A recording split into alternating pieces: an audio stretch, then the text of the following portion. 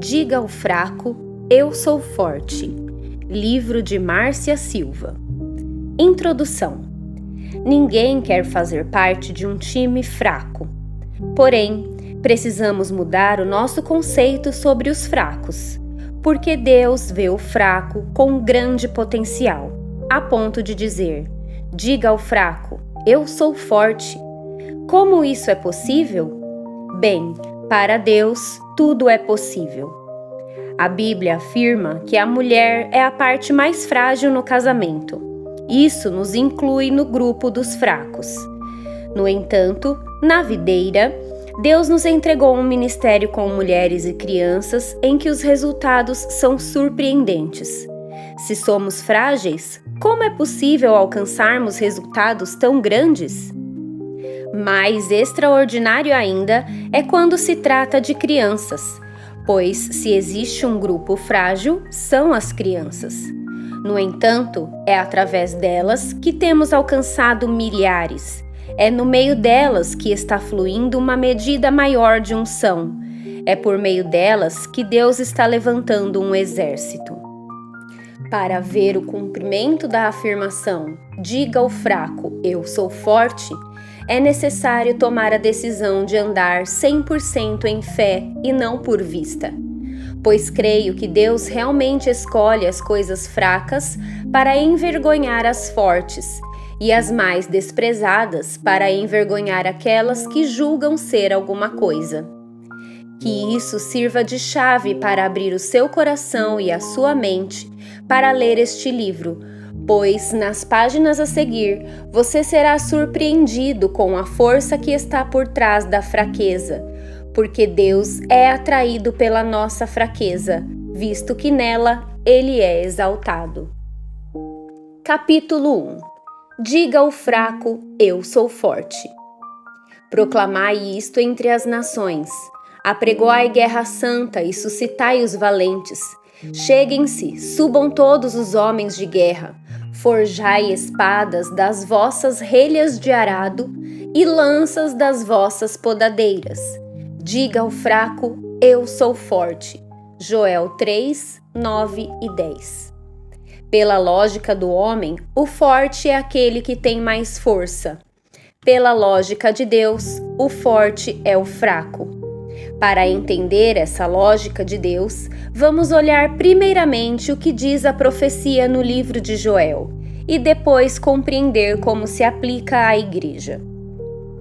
A profecia de Joel é uma promessa de restauração à nação de Judá, mas é também uma referência futura às nações que irão se unir contra Cristo antes do seu reino na terra. Contudo, nela há um chamado profético para nós. Embora a frase forjai espadas das vossas relhas de arado e lanças das vossas podadeiras se refira às nações para mostrar a insignificância das armas humanas diante do poder de Deus, ela também nos mostra que não é pela força humana que enfrentamos o diabo. Esse é um princípio espiritual que se aplica a nós como povo de Deus, pois nossa força não está em armas naturais, e sim na nossa confiança no Senhor.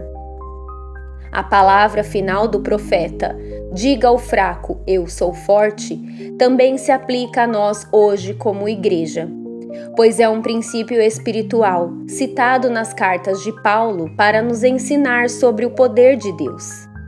Assim, para compreendermos melhor como transformar fraqueza em força, é preciso recorrer ao apóstolo Paulo, que nos explica como fraco se torna forte. Pelo que sinto prazer nas fraquezas, nas injúrias, nas necessidades, nas perseguições, nas angústias, por amor de Cristo. Porque quando sou fraco, então é que sou forte. 2 Coríntios 12, 10. O que é fraqueza? A palavra fraqueza em grego é asteneia, que significa falta de força, referindo-se à fragilidade humana. No mesmo texto, Paulo descreve situações de demonstração de fraqueza, como injúrias, necessidades, insultos, dificuldades e angústias, porque é em tais circunstâncias que a fraqueza se manifesta. É nessas horas que você precisa experimentar a graça de Deus como força. Essas são situações extremas em que nossas fraquezas se manifestam, quando passamos por necessidades. São aqueles dias ruins que todos nós temos. Mas Paulo diz que, nesse momento, vamos experimentar a força que vem de Deus, ou seja, sua graça. Outra área de fraqueza são as angústias. Muitas coisas podem gerar angústias em nós. Conheço um pastor famoso que tem uma enfermidade incomum. Desmaia quando fica nervoso.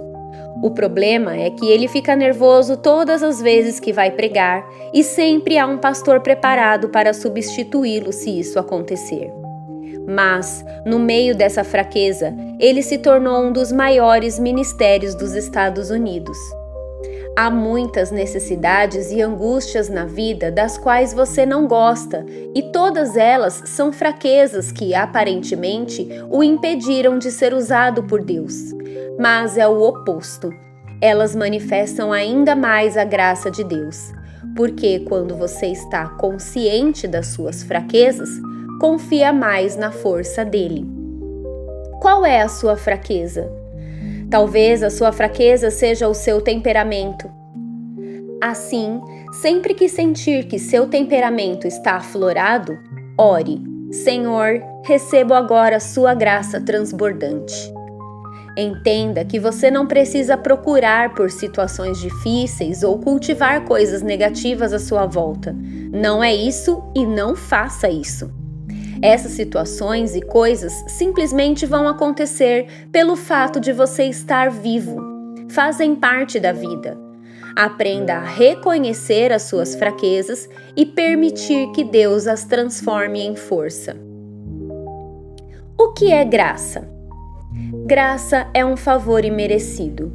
Quando a graça se manifesta na sua vida, você é fortalecido e capacitado para fazer o que antes não podia. Quando pensa que está muito fraco, a graça de Deus se manifesta no momento que você menos merece e se torna a sua força. Quando você pensa que não consegue, a graça se torna real em sua vida. Contudo, quando está cheio de si, quando pensa que pode fazer algo sozinho, Deus não pode fazer nada. Por essa razão, a graça é o favor de Deus para quem não merece. Você não merecia ser salvo, porque a sua dívida com Ele era impagável, pois o salário do pecado é a morte. Contudo, pela graça e mediante a fé, Deus o salvou. Isso é graça, favor imerecido de Deus na sua vida. Porque pela graça sois salvos, mediante a fé, e isso não vem de vós, é dom de Deus. Efésios 2:8. Depois de salvos, a graça continua fluindo na nossa vida. No entanto, agora salvos, não devemos ter a mentalidade de fazer coisas erradas para conseguir graça de Deus. Na verdade, seria como dizer: vamos quebrar um osso para que ele fique mais forte. Isso é uma grande estupidez.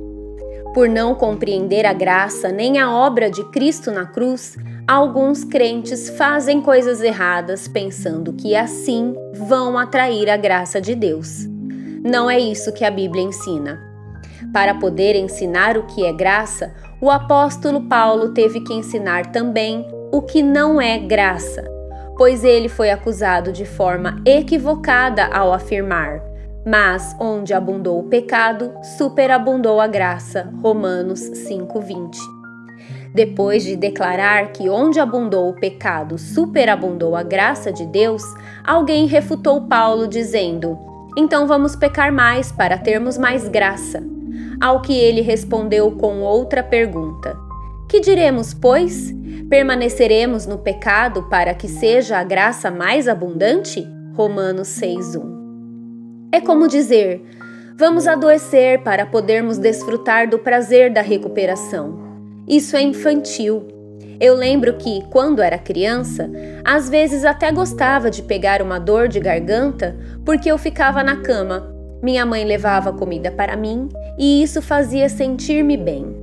Mas eu tinha 6 anos de idade. Essa é a mesma atitude de alguns crentes que têm um conceito equivocado da graça. Eles pensam assim: vamos adoecer para saber o que significa ser curado. Qual foi a resposta de Paulo a essa pergunta? De modo nenhum. Como viveremos ainda no pecado, nós os que para ele morremos? Romanos 6:2. Em outras palavras, a resposta de Paulo foi: impossível. Ele não disse que não deveríamos viver assim. Em vez disso, o apóstolo falou: como poderíamos viver em pecado se estamos mortos para o pecado? Isso realmente é impossível. Aqueles que nasceram de novo estão mortos para o pecado. Mas se porventura você pecar por cair em alguma tentação, a verdade sobre você continua sendo que está morto para o pecado. Isso não muda. Se realmente você nasceu de novo, irá se considerar morto para o pecado e não permanecer nele. Então, nascer de novo é o mais importante, pois a graça de Deus só flui para os filhos de Deus. Aqueles que não nasceram de novo, a Bíblia trata como pecadores que precisam se arrepender e se converter. Não sabemos quem nasceu de novo ou não, mas precisamos ter convicção da nossa experiência com Cristo e buscar revelação da nossa morte e ressurreição com Ele, porque assim andamos em vitória. Ora, se já morremos com Cristo, cremos que também com Ele viveremos. Romanos 6:8. Como a graça se manifesta na fraqueza? Então ele me disse: a minha graça te basta, porque o poder se aperfeiçoa na fraqueza. De boa vontade, pois, me gloriarei nas fraquezas, para que sobre mim repouse o poder de Cristo. 2 Coríntios 12:9. A Bíblia afirma que o poder se torna eficaz na fraqueza. Para entender essa afirmação, é preciso olhar para Paulo, pois o apóstolo tinha um problema que ele chamava de espinho na carne, mas não era uma doença física. Em outra parte da Bíblia, está escrito que Deus disse: os moradores da terra, então, os que deixardes ficar, ser-vos-ão como espinho nos vossos olhos e como aguilhões nas vossas ilhargas, e vos perturbarão na terra em que habitardes. Números 33:55. A Bíblia deve interpretar a Bíblia.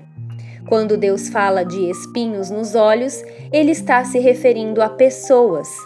Até mesmo o espinho na carne de Paulo era uma pessoa, um mensageiro de Satanás, que ele mesmo menciona em 2 Coríntios 12:7.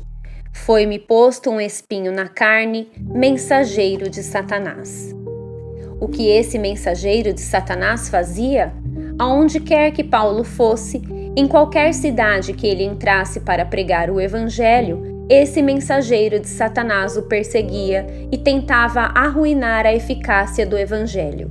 Tentava bloquear as pessoas e criar distúrbios ao redor do apóstolo. Por essa razão, Paulo foi perseguido e até apedrejado. Tudo isso foi obra do espírito maligno que o perseguia. Então, Paulo se cansou dessa situação e orou 3 vezes ao Senhor, pedindo-lhe que fizesse algo a respeito. A resposta de Deus foi: a minha graça te basta, porque o meu poder se aperfeiçoa na fraqueza. 2 Coríntios 12:9. Paulo foi um homem de muita revelação.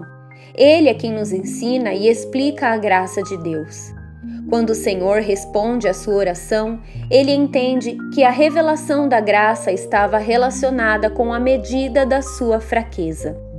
Pois, quanto mais fraqueza, mais revelação e mais graça.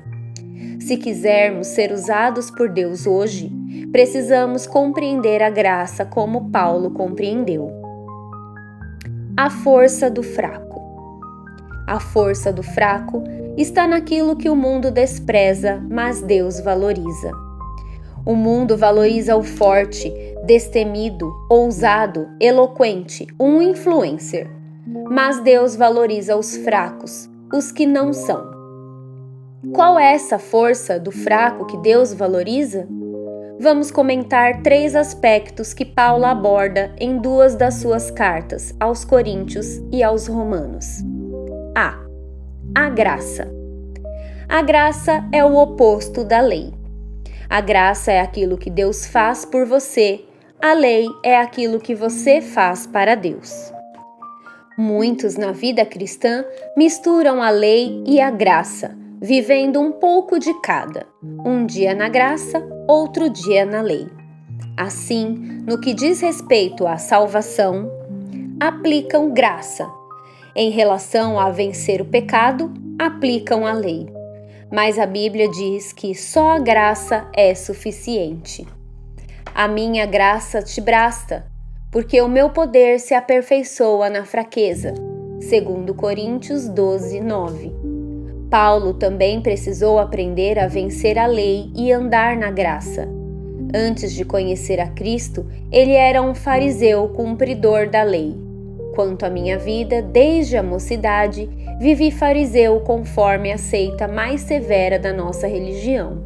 Atos 26, 4 e 5. É como se Deus dissesse a ele: Paulo, chega de lei, a minha graça te basta. Quando teve um encontro com Jesus no caminho para Damasco, ali Paulo conheceu a graça de Cristo. E já sob a graça, ele orou 3 vezes ao Senhor, pedindo-lhe que fizesse algo a respeito do que chamava de espinho na carne. A resposta de Deus foi: a minha graça te basta. Talvez não tenha sido a resposta que Paulo esperava, mas ele entendeu que a graça de Deus era maior do que as suas tribulações. Em outras palavras, ele compreendeu que mesmo que aquela situação permanecesse, a graça seria maior do que ela. Então Paulo respondeu: de boa vontade, pois, mais me gloriarei nas fraquezas. Ele mudou a maneira de enxergar suas fraquezas e colocou o foco na graça. O mesmo acontece hoje. A graça está e sempre estará presente na sua vida e disponível naquelas áreas de maior fraqueza. Não coloque os seus olhos na sua fraqueza. Olhe para Cristo e confie na graça. Ela será o suficiente para levar você a experimentar coisas maiores em Deus. Lembro-me claramente de quando fui realizar o primeiro encontro para crianças. Eu nunca tinha participado de algo assim. Nós tínhamos o roteiro do encontro de adultos, que foi adaptado, e quando vi que todas aquelas reuniões deveriam acontecer para as crianças, evangelismo, cura da alma, libertação, batismo no Espírito Santo e outras, eu concluí: não consigo fazer. Mesmo depois de orar e jejuar por 1 semana, eu continuava com a sensação de incapacidade.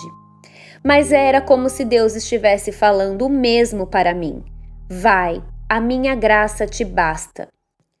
Naquele dia, a minha percepção do poder da graça aumentou, pois o Senhor fez tudo o que eu não podia fazer. Muitos de nós querem esconder todos os seus defeitos e deméritos, querem mostrar apenas o seu melhor lado e os seus méritos. Queremos expor apenas os nossos pontos fortes, não as nossas falhas. Mas Deus está dizendo: não posso fluir através dos seus méritos, só posso fluir através da sua fraqueza. Portanto, glorie-se nos seus defeitos, não tenha medo de assumir suas limitações. O seu comportamento e as suas ações ainda não são perfeitos. Então, quanto às áreas que não são perfeitas, aprenda a falar sobre elas. Seja verdadeiro, seja autêntico. Isso muda o fato de quem você é em Cristo. Confie na graça e deixe Deus surpreender você. a graça não flui automaticamente. Só porque você tem certa fraqueza, não significa que a graça fluirá automaticamente. As coisas de Deus não acontecem no automático, mas sempre por fé.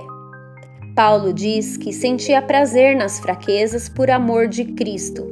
Assim, cada vez que ele sofria uma ofensa ou se sentia angustiado por causa da pregação do Evangelho, sabia que ali iria se manifestar a graça. Por isso, ele perseverava em pregar por amor a Cristo. Essa é uma atitude de fé. Não tem nada de automático nisso. A fé é uma ação, é uma prática. Porque eu criei, eu falei. Porque eu criei, eu prossigo adiante. É assim que aprendemos a nos gloriar e nos alegrar em nossas fraquezas, porque cremos que Deus irá nos usar apesar delas. Você deve saber quem é Cristo e quem é você nele. Uma coisa é dizer, posso todas as coisas em Cristo porque sou abençoado nele. Isso é vangloriar-se em Cristo, e está tudo bem. Outra coisa é dizer, sou bom, sou cheio de talento, sou isso e sou aquilo, sem Cristo. Isso é orgulho. Saiba que Deus resiste aos soberbos, mas dá graça aos humildes. Tiago 4,6. Se você diz que pode fazer algo sozinho, Deus permite que faça. Se você diz que não consegue fazer isso sozinho, Deus cuidará do assunto para você. É assim que a graça funciona. B. A justiça de Cristo. A força do fraco está em saber que ele é justo. Somente o fraco crê na obra da justificação. Por estar consciente das suas fraquezas, ele sabe que precisa de outro para torná-lo justo. É preciso ser fraco o suficiente para depender da justiça de Cristo e não da própria justiça. Quem anda na justiça própria anda confiado na sua força, nas suas obras e no seu merecimento. Esse não entendeu a sua justificação. A Bíblia diz que você e eu não somos justificados com base em nossas obras, mas pela fé, com base no que Cristo fez por nós. É o sangue de Jesus que nos justifica. Porque, como pela desobediência de um só homem, muitos se tornaram pecadores, assim também por meio da obediência de um só, muitos se tornaram justos. Romanos 5,19. Por que os pecadores são pecadores? Por causa dos seus pecados? Não. Biblicamente falando, os pecadores são pecadores por causa do pecado de Adão. Eles não são pecadores porque pecam, mas pecam porque são pecadores. E eles são pecadores por causa do pecado de Adão. Pois todos pecaram e carecem da glória de Deus, sendo justificados gratuitamente por sua graça, mediante a redenção que há em Cristo Jesus. Romanos 3, 23 e 24. Essa é a declaração de Deus sobre todos os homens. Todos pecaram. É a herança de Adão, e todos receberam a natureza pecaminosa dele. Aos olhos de Deus, todos os homens foram colocados em Adão. Por isso, quando ele pecou, todos pecaram. Talvez você pense, mas isso é injusto. No entanto, essa não é toda a verdade. Aos olhos de Deus, todos os homens também estavam em Cristo. E quando Cristo obedeceu, todos obedeceram. Isso também não parece justo. Mas, uma vez que você é colocado em Cristo, recebe a sua justiça e é declarado justo diante de Deus, pela obediência de um só homem. Quem é esse homem? Jesus Cristo. Não fomos justificados pela nossa própria obediência. Somos justos por causa da obediência de Cristo. Agora, nós praticamos atos de justiça e fazemos coisas justas. Mas entenda que não é o fato de fazermos as coisas certas que nos torna justos. Agimos assim porque já somos justos. Agora podemos viver como Cristo viveu. Sobreveio a lei para que avultasse a ofensa, mas onde abundou o pecado, superabundou a graça. Romanos 5:20. A obra da queda de Adão é muito forte. Um ímpio não pode mudar sua condição comportando-se bem.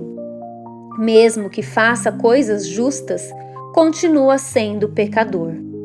Mas a obra de Cristo é muito mais poderosa e mesmo que pecamos, continuamos sendo justos. Isso é muita graça. Vamos dizer em outras palavras para ficar mais claro. A obra de Cristo é mais poderosa do que as nossas. Assim como as obras dos filhos de Adão não podem fazê-los justos, as más obras dos filhos de Deus não podem alterar a sua posição de justos diante de Deus. É por isso que a graça superabundou na nossa vida, porque não há nada que pode alterá-la, a obra de justificação realizada na cruz.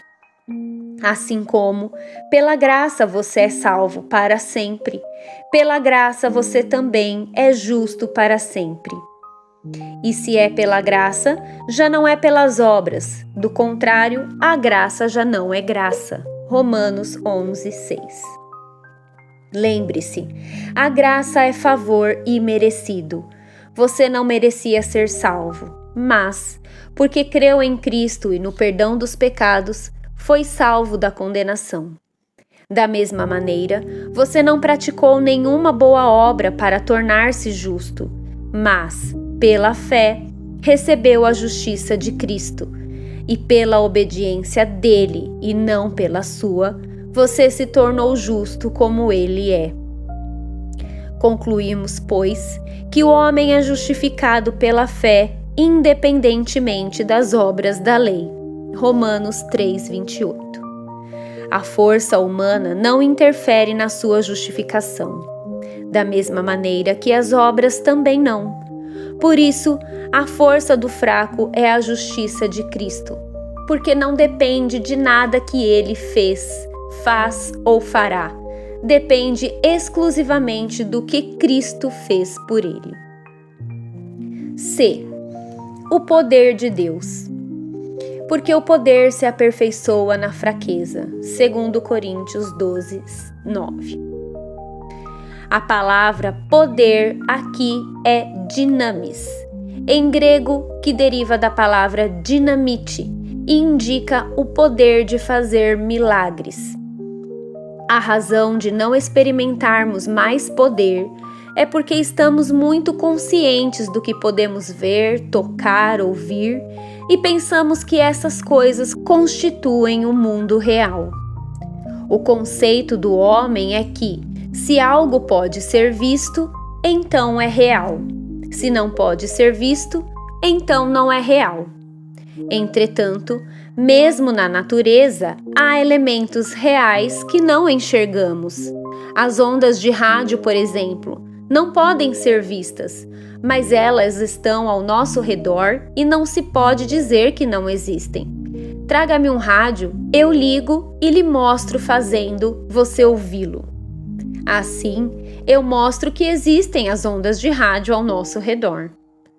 Da mesma forma, Jesus diz que ninguém pode ver o vento, assim como todos os que nascem do Espírito, João 3:8.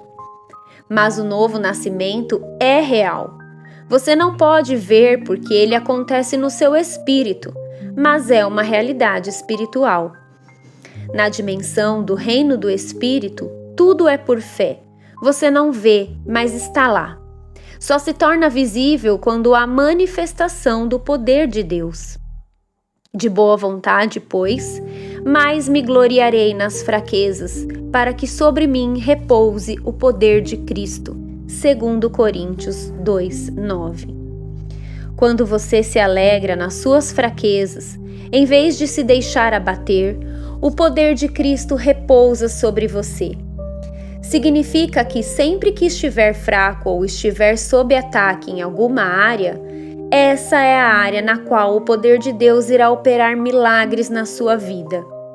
O verbo traduzido como repousar é o termo grego usado para armar uma tenda. Em outras palavras, quando você se alegra nas fraquezas, o poder de Cristo arma uma tenda sobre você. Ele acampa sobre você.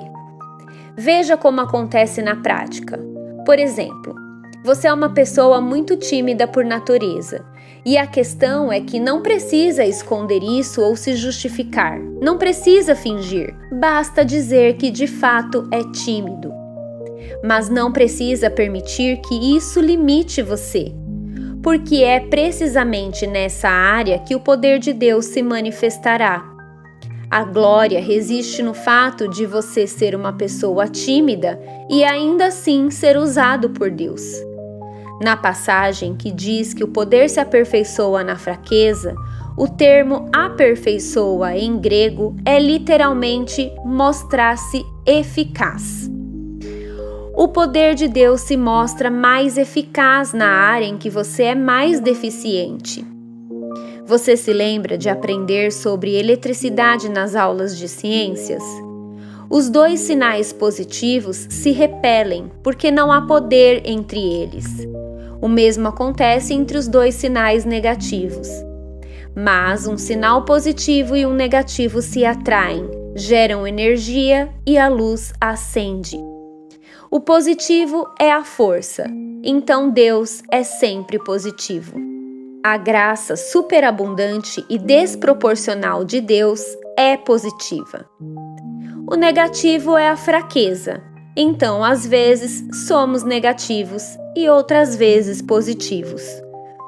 O nosso problema é que a graça de Deus é positiva, e quando tentamos também ser positivos, indo a Ele pela nossa força, o positivo de Deus e o nosso positivo se repelem. Deus chama isso de soberba. Em 1 Pedro 5,5 está escrito que Deus resiste, repele aos soberbos. Contudo, sua graça flui para o humilde, para aquele que sabe da sua própria fraqueza. Por isso, quando tentamos ser positivos e fazer algo na nossa força, não há poder. Porém, quando dizemos, Deus, não sei como orar por este problema, parte negativa, mas descanso no seu poder, parte positiva, então há poder. Porque o positivo de Deus e o negativo da sua fraqueza manifestam o poder do Senhor.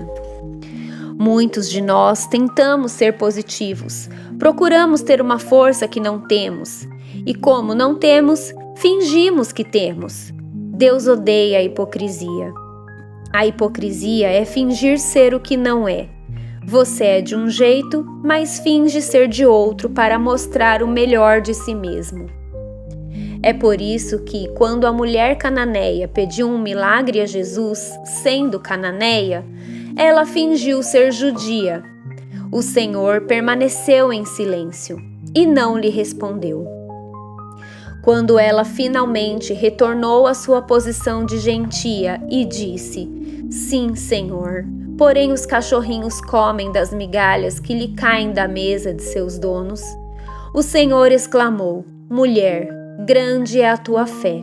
Mateus 15, do 23 ao 28.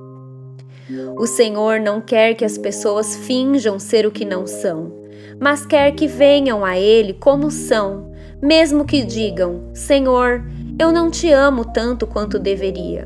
Senhor, ainda tenho problemas com o meu mau humor. Então Deus diz: não tem problema, eu serei a sua força. Em vez disso, fingimos ser o que não somos, e quando fingimos, pensamos que Deus nos ama apenas nesses momentos. Por essa razão, quando paramos de fingir, não nos sentimos amados. Mas Deus não diz: você deve ter apenas o lado positivo e então eu o amarei. Não. Ele diz: nos seus lados negativos, eu amo você mesmo assim. Se você acredita nisso, você tem o poder na sua vida. O poder não se manifestará simplesmente por termos fraquezas.